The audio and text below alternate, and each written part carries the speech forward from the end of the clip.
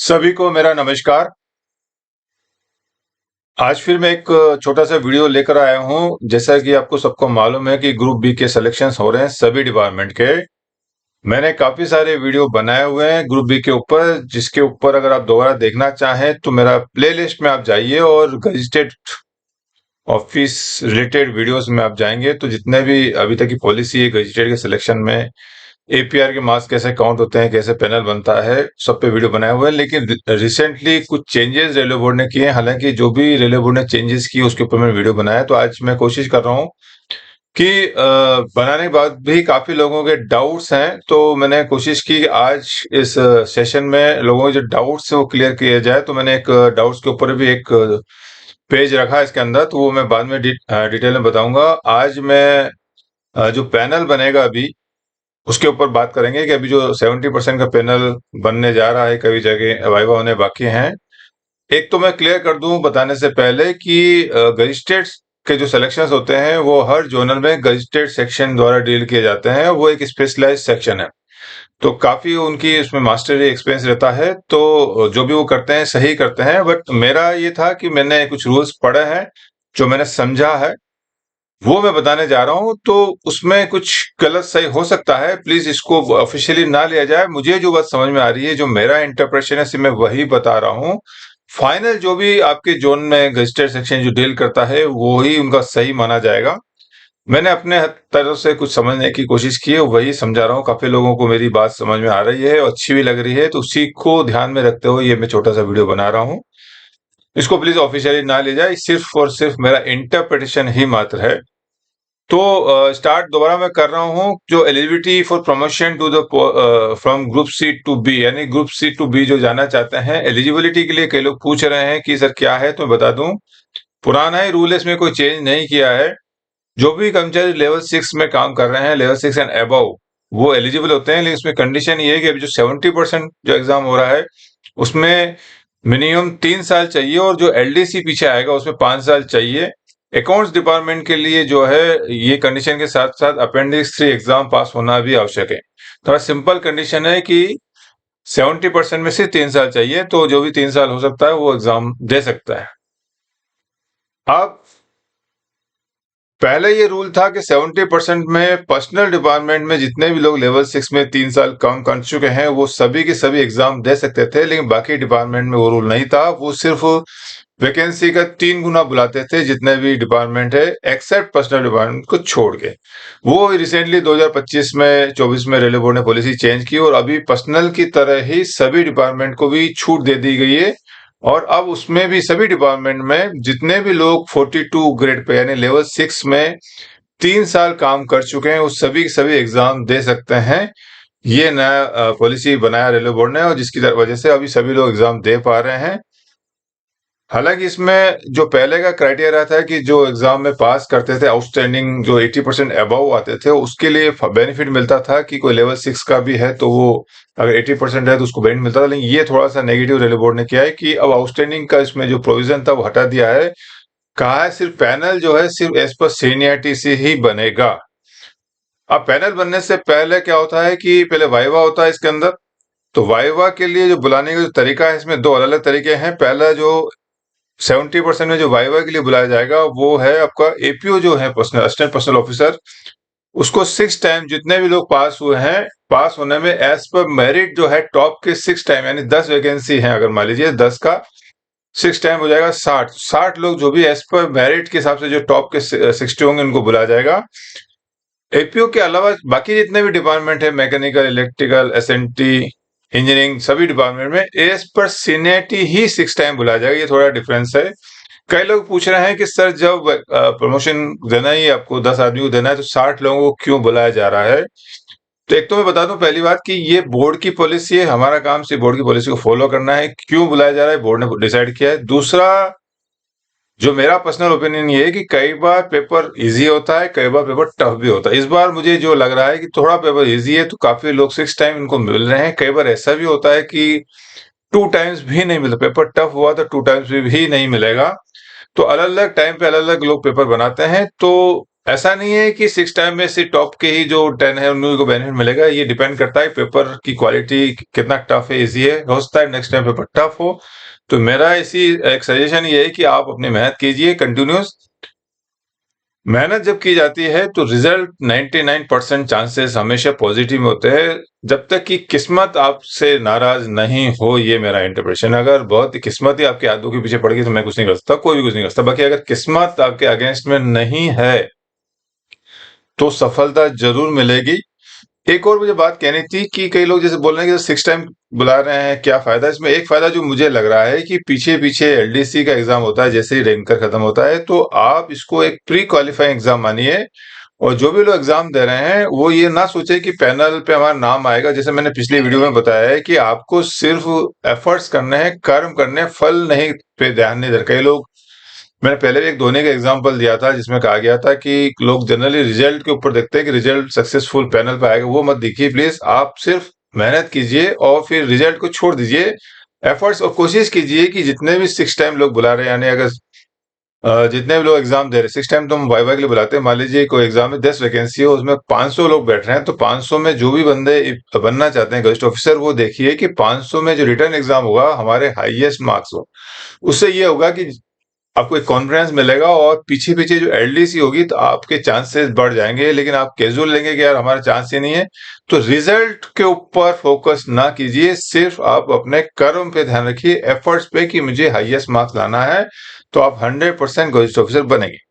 तो ये मैं बता दूं जो मुझे बोलना था। तो इसमें 70% में जैसे मैंने बताया है कि एज पर मेरिट 6 टाइम बुलाया जाएगा और अदर डिपार्टमेंट में एज पर सीनियरिटी बुलाया जाएगा।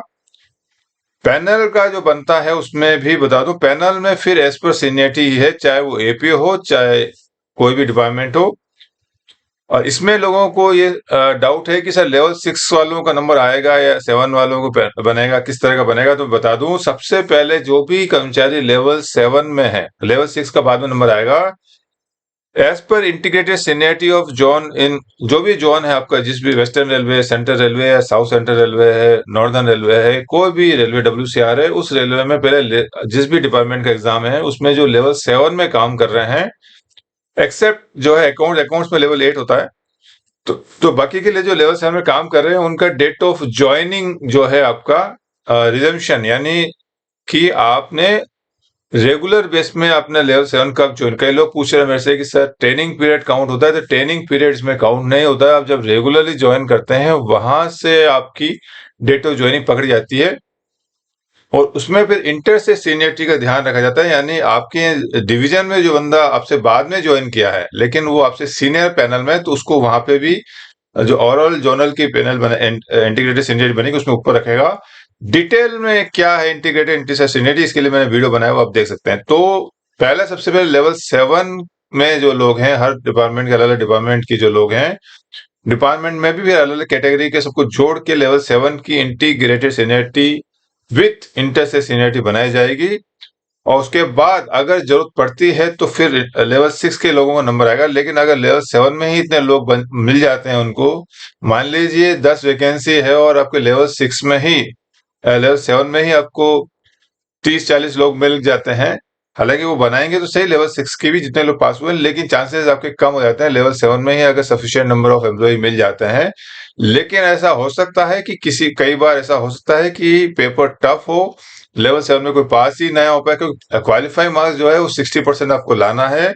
जितने भी एग्जाम है except safety department, sorry non safety को छोड़ के, जितने भी सेफ्टी डिपार्टमेंट है सभी में 60% लाना है। नॉन सेफ्टी में रिजर्वेशन की वजह से कुछ रिजर्व जो कैंडिडेट उनके लिए जरूरत नहीं है, लेकिन बाकी सबके लिए 60 तो लाना ही लाना। तो ये हो सकता है कि लेवल 7 में पेपर कभी टफ हो जाए।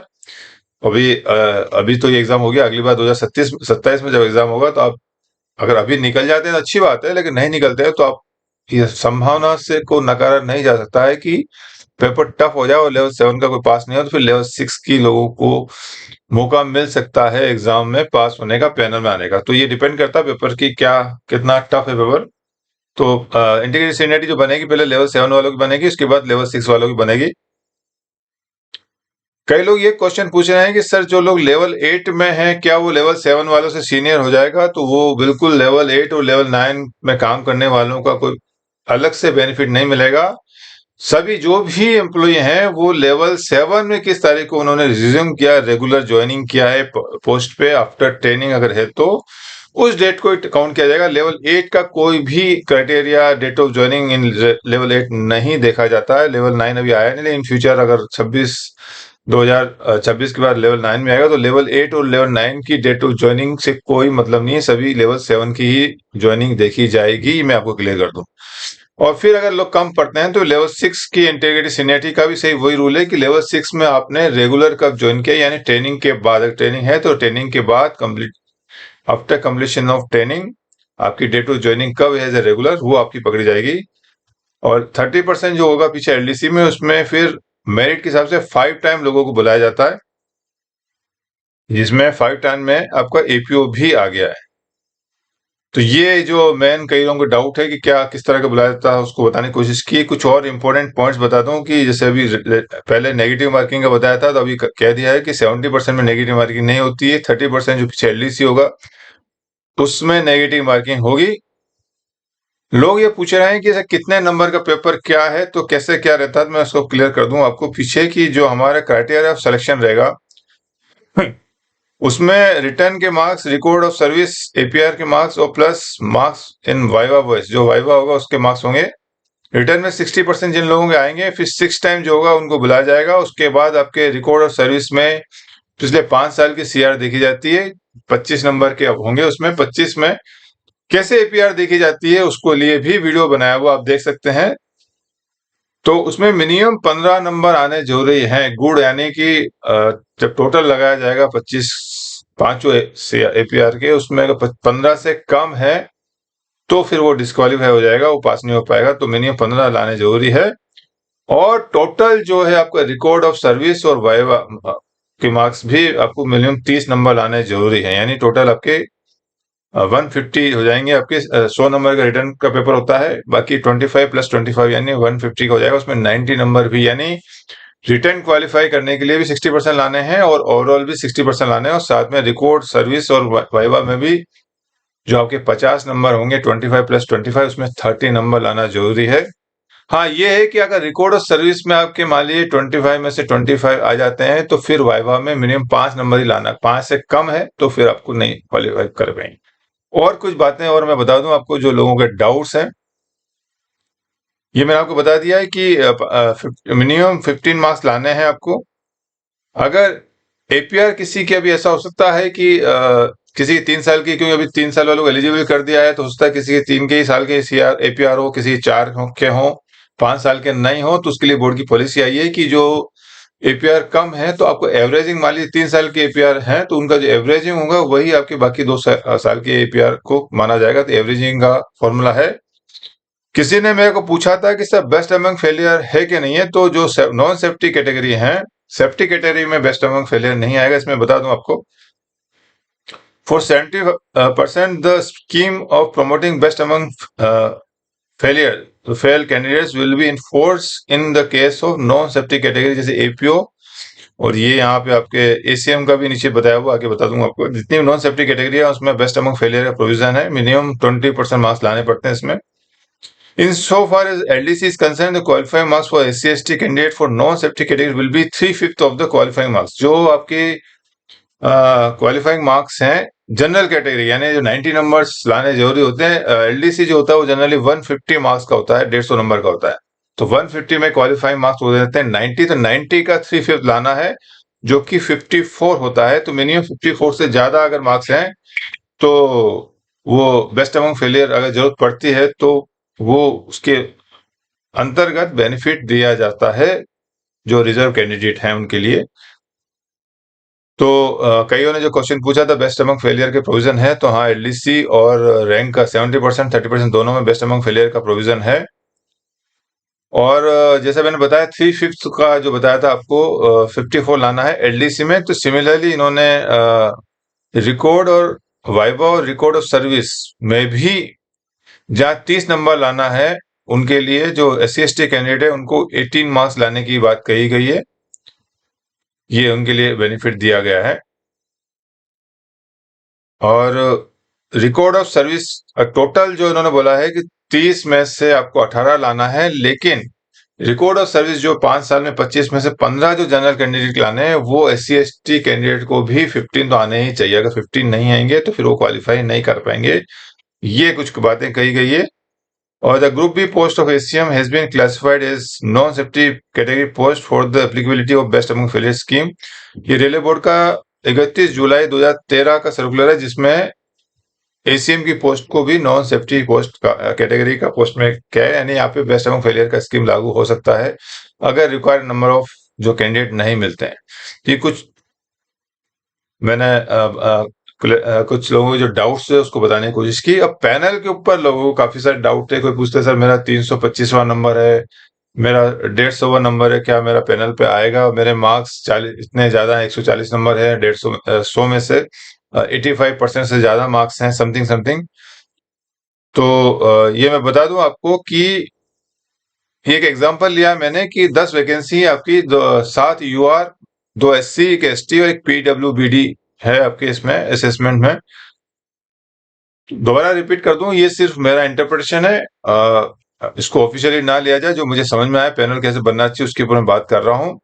तो मान लीजिए आपके यहाँ पर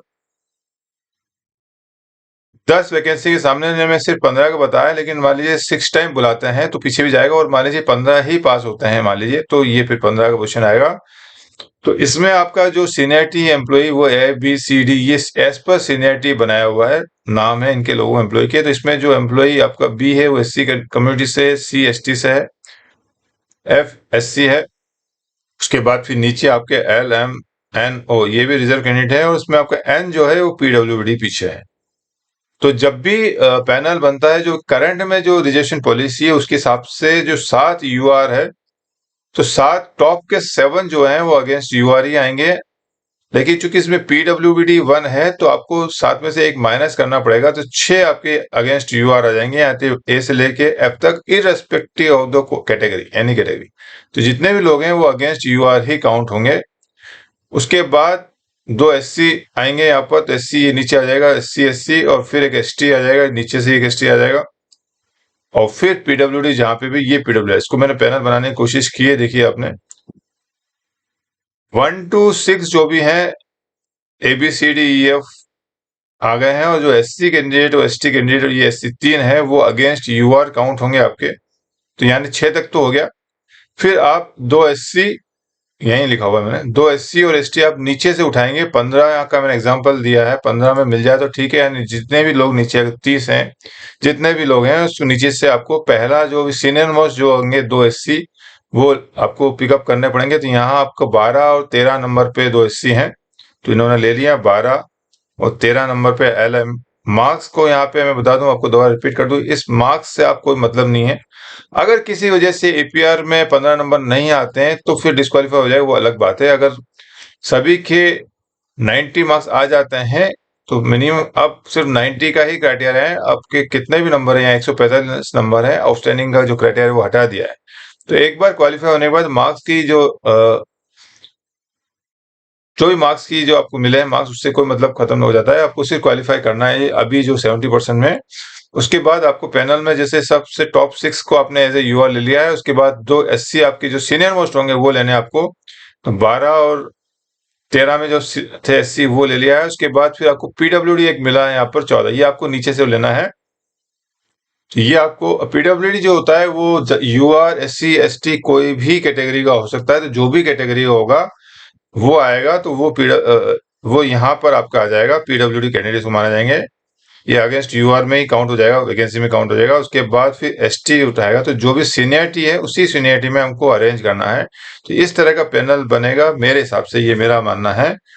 तो कई लोग पूछ रहे हैं कि हमारा अगर 25वां 35वां 40वां नंबर है और हमारे 140 नंबर है, तो अब सीनियरिटी आने के बाद कोई मतलब नहीं रहेगा। लेकिन एज ए आप प्रैक्टिस इसको प्री क्वालिफाइंग एग्जाम क्लिक करके LDC में मैथ करके मेरिट में आप ला सकते हैं। इसमें आपके चांसेस एज पर सीनियरिटी ही होगा। अगर आपके ऊपर वाला सीनियर बंदा जो है किसी वजह से इनएलिजिबल होता है, अगर APR मार्क्स कम होते हैं, वाइवा में कम आते हैं, तो फिर नेक्स्ट जो भी होगा उसका नंबर लगेगा, लेकिन बहुत पीछे तक तो नहीं जाएगा। तो ये मैंने कोशिश की है। पिछले वीडियो में मैंने बताया था जो पहले पुराना रूल था वो आउटस्टैंडिंग का रूल था। आउटस्टैंडिंग हम जम कराते थे कि पहला जो था कि जो भी आउटस्टैंडिंग आता था 80% अबाव वो आपके टॉप में आते थे और फिर नीचे गुड़ आता था। ये क्राइटेरिया अभी खत्म हो गया है। तो पुराने वीडियो में आप जब देखेंगे तो ये क्राइटेरिया बताया, ये अरेंज किया था। तो पहले आउटस्टैंडिंग को ऊपर रखते थे, फिर उसके बाद गुड़ वाला आते थे, तो उसमें ये भी सीनियरिटीज होता था। तो ये पूरा कंडीशन जो है वो हट गया है। अभी नए रूल के हिसाब से पैनल जो होगा, यूआर पहले आएगा, इरेस्पेक्टिव ऑफ जो भी कैंडिडेट किसी भी कम्युनिटी होंगे, जितने यूआर होंगे। अगर इसमें पीडब्ल्यूडी नहीं है मान लीजिए, तो फिर आपके टॉप 7 जो भी होंगे यहाँ, यानी कि यहाँ 7 नंबर तक ये आ जाएगा। लेकिन पीडब्ल्यू होने की वजह से एक कम हो जाएगा। जितने भी पीडब्ल्यूडी है, अगर 2 हैं तो फिर आपको 5 ही लेना है। तो जो भी आपका असेसमेंट पे डिपेंड करेगा। ये मैंने कुछ कोशिश की है बताने की, पैनल फॉर्मेशन की। कुछ डाउट्स लोगों के उस पर हम बात करेंगे।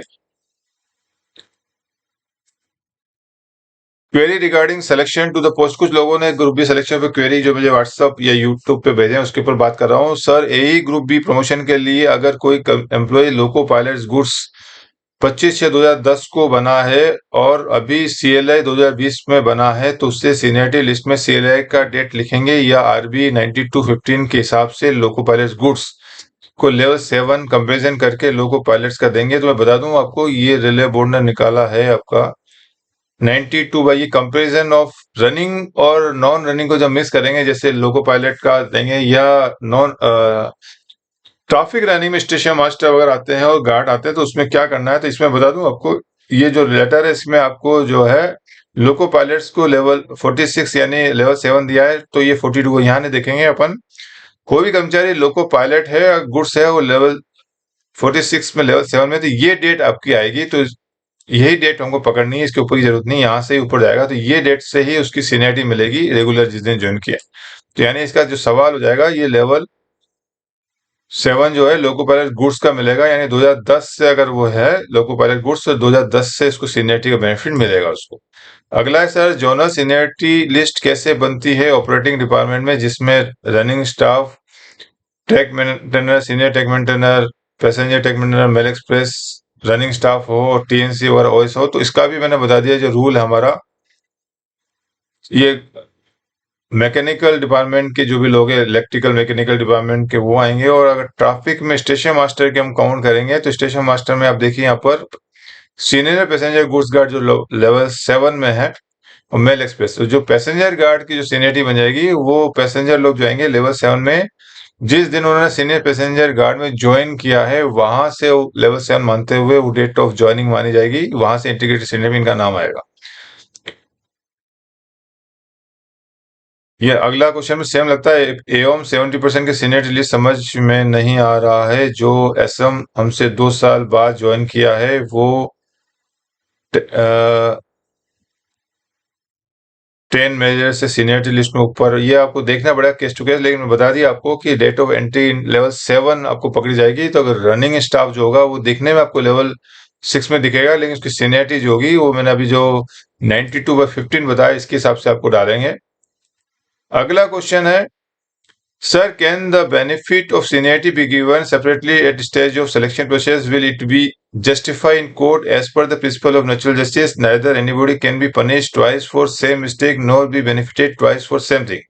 ये बोला है कि 2 बार जिस पर गलती की, एक ही गलती की जो है डीआर रूल है कि एक ही गलती की 2 बार सजा नहीं मिलेगी, तो एक आदमी को 2 बार बेनिफिट नहीं मिलना चाहिए। But in the Group B selection, other than APU, the senior candidate will gain benefit of their seniority at 2 stages of selection process. Very first, the benefit of their seniority is being given at first stage, written exam stage, and second at final stage. I think that is process is obviously violating the principle of natural justice. Please guide us. Am I right or wrong? And if wrong, please define the same. तो मैं बता दूं, ये सोच है बिल्कुल ही गलत सोच है।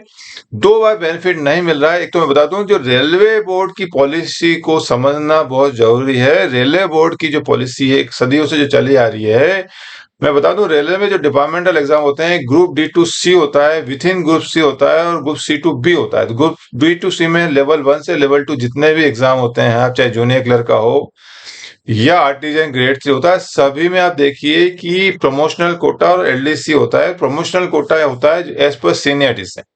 सिमिलरली हमारा जो लेवल 5 to 6 जो जेई होता है, सीनियर टेक्नीशियन से हम जाते हैं जेई में, तो उसमें भी एक प्रमोशनल कोटा होता है और एक होता है एलडीसी होता है। तो प्रमोशनल कोटा जो होता है एज पर मेरिट सीनियरिटी से बनता है, और बाकी फिर एलडीसी होता है जो नीचे लोग, जितने भी लोग एलिजिबिलिटी क्राइटेरिया में आते हैं वो पास होते हैं। और सिमिलरली गजिस्टेड में 70% 30%। यानी आप पूरी जब देखेंगे, आप चैनल देखेंगे, तो रेलवे बोर्ड ने हर जगह, रेलवे बोर्ड की जो फंडामेंटल पॉलिसी है, जैसे रिजर्वेशन की पॉलिसी, रिजर्वेशन देना है, अभी पीडब्ल्यूडी भी आ गया है, उनको देना है, उसी प्रकार एक पॉलिसी है कि जो सीनियर लोग है रेलवे में, उनके लिए एक अलग सा रास्ता बनाया है कि सीनियर को प्रमोशन देना है। ये रेलवे बोर्ड की पॉलिसी। अब सही गलत की मैं बात नहीं कर रहा, हमारे को सिर्फ रेलवे बोर्ड की पॉलिसी को फॉलो करना है। कोई इससे एग्री करे या ना करे, तो रेलवे बोर्ड की जो पॉलिसी स्टार्टिंग से वो सीनियर को सीनियरिटी का बेनिफिट देते हुए उसको प्रमोशन का एक रास्ता दिया हुआ है कि भाई आपको तो मिलेगा मिलेगा, जैसे रिजर्वेशन दिया हुआ है कि भाई इनको देना ही देना है, उसी प्रकार सीनियर लोगों को भी प्रमोशनल का चैनल दिया हुआ है। तो ये जो सेकंड स्टेज फर्स्ट स्टेज बताया है, ये दो स्टेज नहीं, एक स्टेज है। सीनियर लोगों को ही बेनिफिट दिया है रिटर्न एग्जाम में आने के लिए, कि यहाँ पे आप सीनियरिटी अब दे रहे हैं, और इनके लिए कंडीशन है कि आपको रिटर्न में क्वालिफाई करना है। सीनियर होने से ही काम नहीं चलेगा, आपको मिनिमम 60% लाना है। जब ये 60% ले आते हैं तो पैनल में इनका नाम आता है। तो ये सिर्फ एक सुविधा दी है, प्रिविलेज दिया है सीनियर लोगों को गजिस्टेड ऑफिसर बनने का, जैसे ग्रुप डी टू सी दिया था, जेई में आने के लिए दिया था, बाकी जगह काफी जगह दिया हुआ है। तो ये कोई वायलेशन नहीं है, रेलवे बोर्ड की फंडामेंटल पॉलिसी है कि जो सीनियर लोग हैं उनको भी प्रमोशनल चैनल दिया जाए। एक और बता दूं, रेलवे का जो सोच है वो ये है कि मैक्सिमम 50% या 60% या 70% नहीं चाहती है कि एक बड़ा अमाउंट जो है परसेंटेज वो सीनियर को जाता हो। और फिर रेलवे बोर्ड ने एक प्रोविजन और निकाला हुआ है कि जो लोग जूनियर हैं, अगर वो होशियार है, इंटेलिजेंट है, तो by virtue of their intelligence वो चाहे तो वो सीनियर को ओवरलुक करके वो आगे जंप करके वो भी प्रमोशन ले सकते हैं। तो उसके लिए जो 30% निकाला है, ये उसी के लिए निकाला है। और ये हर जगह है। एलडीसी आपका जूनियर लेवल 1 से लेवल 2 में भी एलडीसी कोटा होता है, जो 10th पास के बाद एज पर मेरिट होता है, हर जगह होता है। और जेई में भी आपके आ रहे हैं, तो हर जगह, लेकिन वो अमाउंट कम दिया है, 30% दिया है। तो उसके हिसाब से रेलवे ने हर जगह जो है सीनियर को बेनिफिट देने का, रेलवे का जो फंडामेंटल रूल है कि सीनियर, ज्यादा सीनियर को बेनिफिट दो, और जूनियर में कुछ लोगों को जो ज्यादा होशियार है उनको बेनिफिट देने के लिए पॉलिसी बनाई है। तो इसमें कहीं कोई वॉयलेशन नहीं है, रेलवे बोर्ड की फंडामेंटल पॉलिसी है और उसी के हिसाब से रेलवे चल रही है।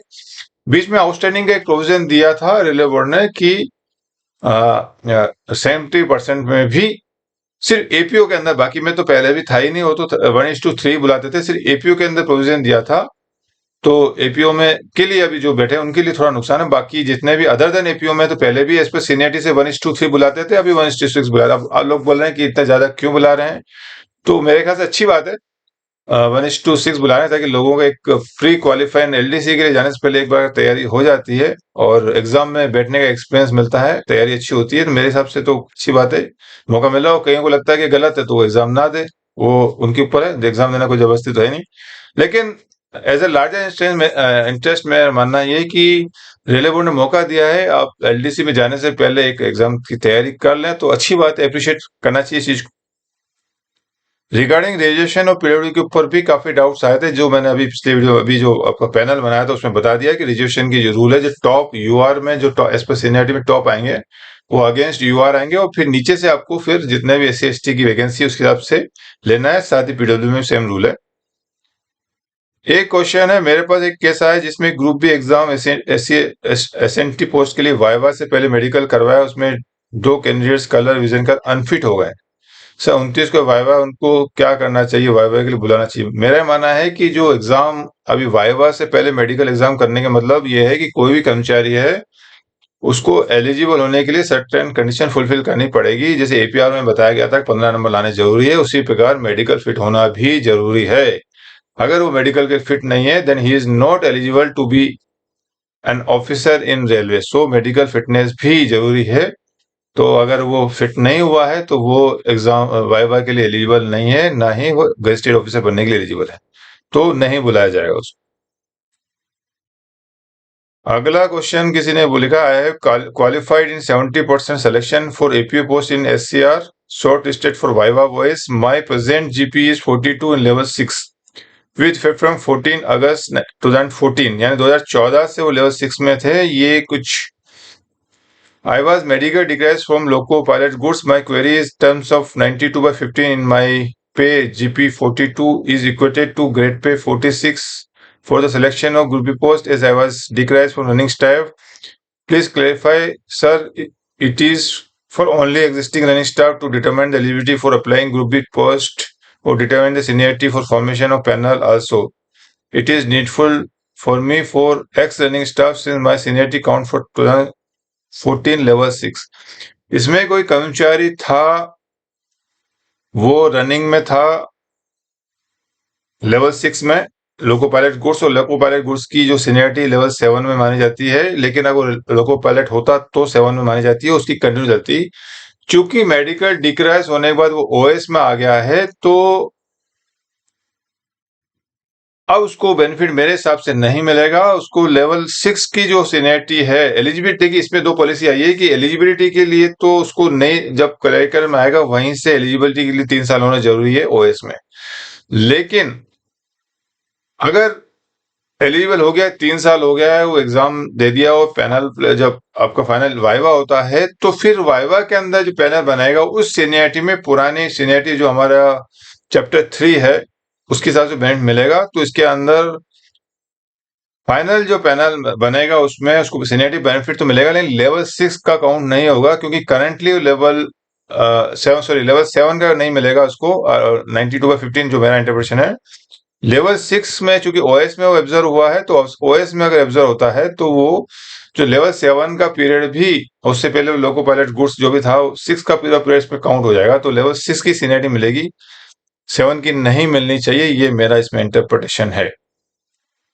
किसी ने पूछा, जैसे मैंने आपको बताया था, return marks above 85 sir please, sir possible at final panel my name. अगर 85 मार्क्स का भी क्राइटेरिया हट गया है, आप 100 में से 85 लेके आए हैं, कोई दिक्कत नहीं, अच्छी बात, मैं बधाई दूंगा, आपके अच्छे मार्क्स हैं। 85 100 में से लाने का मतलब ये है कि आपकी तैयारी अच्छी है, तो आपके लिए शुभकामनाएं कि आप एलडीसी की तैयारी भी कंटिन्यू रखें इसी तरह अच्छे नंबर लाके, और एलडीसी में आप आ सकते हैं। यहाँ पे आपकी जो संभावना रहेगी, कितने लोग पास हुए हैं। अगर कम लोग पास हुए हैं, मान लीजिए 10 में से 10 ही पास हुए हैं या 5 ही पास हुए हैं, तो संभावना आपकी बनती है। लेकिन अगर बहुत ज्यादा पास हैं, सीनियरिटी में बहुत बहुत पीछे हैं, तो फिर आपके चांसेस पैनल पे नहीं है। ये मेरा इंटरप्रिटेशन।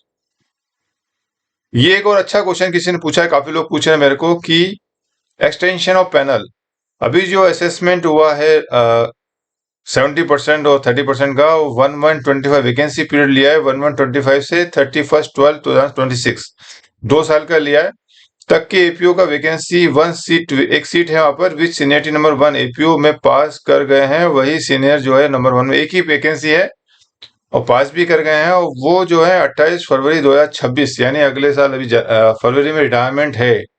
ऐसे मेरे पास काफी लोग आ रहे हैं कि सर ये जो वैकेंसी पीरियड है 31/12/26 तक की है, और इस बीच में कई लोग ऐसे हो रहे हैं जो पैनल में नाम आने के बाद 3 महीने, 6 महीने, 8 महीने में रिटायर हो रहे हैं, तो क्या एक्सटेंडेड पैनल बनेगा? तो यही सवाल इसमें पूछा है। तो को रिटायर कर रहे हैं तो सीनियरिटी 2 को एक्सटेंशन पैनल में नाम आएगा कि नहीं, प्लीज रिप्लाई। इसके मामले में क्वेश्चन, ये रेलवे बोर्ड की पॉलिसी है, देखिए यहाँ पर 15/21 फॉर्मेशन और extended panel for selection LDC for promotion to group B. तो यहाँ रेलवे बोर्ड ने अलाउ किया है 70% एंड 30% दोनों के अंदर। और यहाँ एग्जांपल से सीधी बात करता हूँ, देखिए यहाँ पर इन्होंने लिया है असेसमेंट, या 2 साल का लिया है प्लस 6 मंथ लिया है, टोटल 13 वैकेंसी है और पैनल के हिसाब से 13 है, लेकिन 2 लोग जो है एम्पैनल ऑफिसर रिटायरिंग ड्यूरिंग 11/22 31/12 में 2 लोग रिटायर हो रहे हैं, तो extended panel to be form 2 retire हो रहे हैं, तो 2 लेने हैं। जो लोग रिटायर हो रहे हैं बस वही, अगर यूआर है तो यूआर लेंगे, और एससी जा रहा है तो एससी ही लेंगे एज पर कम्युनल पोजीशन। यानी कि कई लोगों ने क्वेश्चन मेरे को पूछा था कि सर ये ऑल इंडिया का मामला है, तो जितने भी लोग विद इन अभी 31/12/2026 तक के लिए पैनल बन रहा है, तो अगर इस बीच में जितने भी लोग रिटायर होंगे एज पर जो कम्युनिटी पोजीशन है उनकी एससी एसटी यूआर, उसके हिसाब से उतने लोगों को पैनल में एक्सटेंडेड पैनल बना के लिया जा सकता है। ये आप लोगों के लिए अच्छी बात है। जहां पे भी लोग रिटायर हो रहे हैं, मुझे पूरी उम्मीद है कि मैक्सिमम जगह रिटायरमेंट मिल जाएगा, क्योंकि सीनियरिटी से सिलेक्शन हो रहा है। अब प्योरली सीनियरिटी से जो पॉलिसी बन गई है, तो मुझे तो 100% विश्वास है कि हर पैनल में एक आध सीनियर, 1-2 सीनियर ऐसे होंगे जो retirement with in 2 years retire हो रहे होंगे। तो आपके लिए अच्छी बात है सबके लिए कि एक्सटेंडेड पैनल में शायद नाम आ जाए लोगों का, तो मेरी तरफ से शुभकामनाएं उसके लिए। तो ये क्वेश्चन एक और हो गया। Please tell me how intersynergy prepare of ARI 70% among different department of electrical। Inter से इंटीग्रेटेड सीनियरिटी का मैंने अलग से वीडियो बनाया हुआ है। आपकी जो इंटीग्रेटेड सीनियरिटी होती है वो लेवल 7 अलग अलग डिपार्टमेंट के जितने भी लोग आते हैं। इलेक्ट्रिकल की मैं बात कर रहा हूँ तो इलेक्ट्रिकल में टीआरडी, टीआरएस, पावर जितने भी आपके अलग अलग होते हैं, इंक्लूडिंग रनिंग भी इलेक्ट्रिकल में आजकल आ रहा है। तो सभी को देखा जाएगा इंटीग्रेटेड लेवल 7 में किस दिन को after completion of training regular join किया है। किसी पर्टिकुलर यूनिट में अगर कोई सीनियर बंदे ने बाद में ज्वाइन किया है जूनियर से, तो उसको उसके ऊपर रखा जाता है। इंटर सीनियरिटी इंटीग्रेटेड सीनियरिटी है। डिटेल में आपको जानना है तो मैंने इस पे एक वीडियो बनाया हुआ और लिंक मैं गजेस्टेड रिलेटेड जितना प्ले लिस्ट जो गजेस्टेड ऑफिसर रिलेटेड जितने भी मैंने वीडियोस बनाए हैं उसकी मैं लिंक में डाल दूंगा, आप देख सकते हैं। तो इंटर से सीनियरिटी इंटीग्रेटेड सीनियरिटी के लिए एक स्पेशल वीडियो बनाया हुआ, आप देख सकते हैं। You told earlier that if an employee is in level 7, if he is eligible, then he will senior than level 6 employee irrespective of service period. But what about running staff? I mean, loco pilot who is in level 6 but considered equivalent to level 7 of stationary post.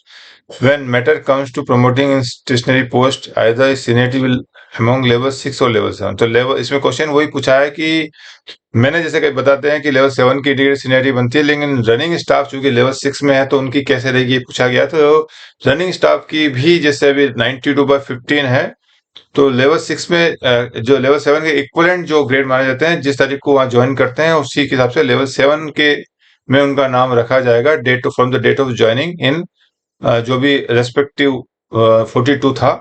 जैसे loco pilot goods में जिस दिन join किया है उसको माना जाएगा कि उसने लेवल 7 में ज्वाइन किया, तो उसी तारीख को लेवल 7 में उसको बैलेंस किया जाएगा उसको। ये लास्ट क्वेश्चन है, किसी ने पूछा, इनके कुछ डाउट्स हैं कि what is the use of seniority list if selection is based on seniority then why 1/6 ratio called for viva voce. तो जैसे मैंने बताया है कि आपको कई बार पेपर इजी है तो आपको 10 के सामने 60 लोग मिल जाते हैं। कई बार ऐसा भी होता है कि 10 के सामने 10 लोग भी ना मिल पाए, पेपर टफ हो।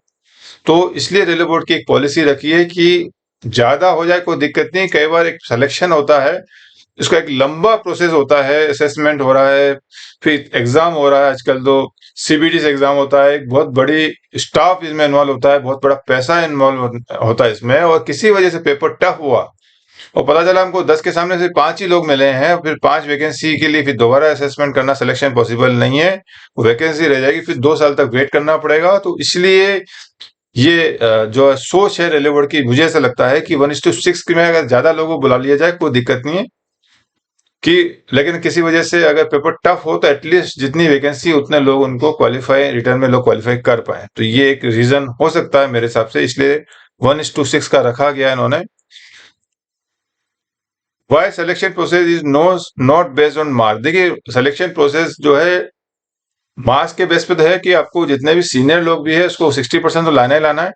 बाकी मैंने बता चुका हूं कि बेनिफिट रेलवे बोर्ड की जो पॉलिसी है मार्क्स के हिसाब से प्योरली मेरिट के लिए, पीछे एलडीसी आएगी वो मेरिट के लिए रखी गई है। और ये जो 70% है ये रेलवे बोर्ड की पॉलिसी के तहत सीनियर लोगों को बेनिफिट देना है, तो उनके हिसाब से ये सीनियरिटी रखेगी।